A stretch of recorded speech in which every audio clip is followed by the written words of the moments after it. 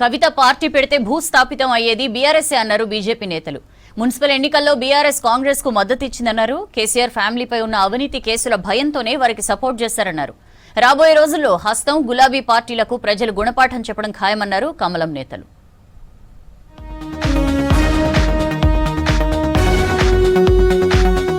రాష్ట్రంలో బీజేపీ బలపడుతోందన్నారు ఆ party state chief Ramachandra Rao, కేంద్ర మంత్రి బండి సంజయ్. సీఎం, మంత్రులు రాష్ట్రంలో పాలనను గాలికి వదిలేసి ఢిల్లీ వెళ్తున్నారన్నారు. ఉన్న పథకాలు, ఇచ్చిన హామీలను మర్చిపోయారని ఆరోపించారు. బీజేపీ స్టేట్ ఆఫీసులో కరీంనగర్ 10వ డివిజన్ కార్పొరేటర్ కొమరయ్య సహా వివిధ పార్టీల నాయకులు బీజేపీలో చేరారు. వారికి కండువా కప్పి పార్టీలోకి ఆహ్వానించారు నేతలు. ఈరోజు విద్య అనేది తెలంగాణలో ఎక్కడ పోయిందని ఒకసారి మరి ముఖ్యమంత్రి గారు ఆలోచించుకోవాలి. మీరు ఎలక్షన్స్ రాగానే రైతు బంధు చేయడం, ఎలక్షన్స్ రాగానే ఇందిరామయ్యలు ఇవ్వడం, ఇది కాదు. ఈరోజు తెలంగాణలో విద్యార్థులకు, పిల్లలకు ఏ రకమైన బోధన దొరుకుతుంది? మీరు చెప్పినటువంటి 1000 కోట్లు విశ్వవిద్యాలయాలకు ఏమైంది? కవిత జాగృతి పార్టీ స్థాపిస్తే భూస్థాపితం అయ్యేది బీఆర్ఎస్ఏ గాని బీజేపీ కాదన్నారు బీజేపీ స్టేట్ చీఫ్ రామచంద్రరావు. కవిత బీఆర్ఎస్ అనబోయి బీజేపీ అన్నట్లుగా ఉందన్నారు.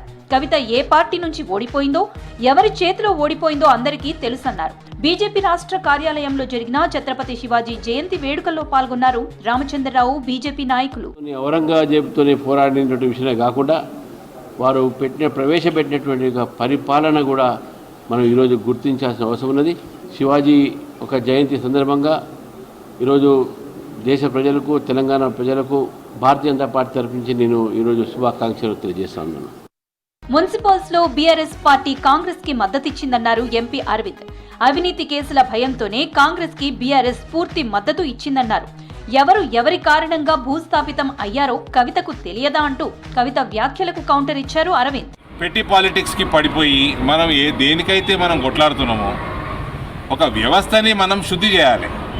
దానికోసం మేము ఒక స్టాండ్ తీసుకున్నాము. And we abide by the stand. I know I dominated my reason. People have blessed me. Okay, that కొద్దిగా మిస్ అయింది. 2 చోట్ల ఇంకా గెలుస్తాం, ఇంకా అవుతుంటే మేయర్ పదవిలో కూర్చోగానే నాకేం కిరీటం రాదు.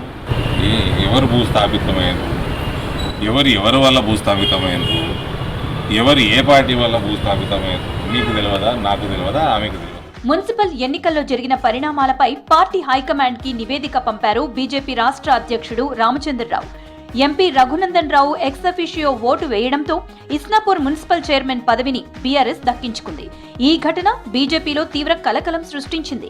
పార్టీ ఆదేశాల మేరకే బీఆర్ఎస్ కి ఓటేశారని ఎంపీ రఘునందన్ రావు చెప్పారు. అయితే పార్టీ ఎలాంటి డైరెక్షన్ ఇవ్వలేదని రామచంద్రరావు స్పష్టం చేశారు. దీంతో బీజేపీ కార్యకర్తల్లో గందరగోళం నెలకొంది.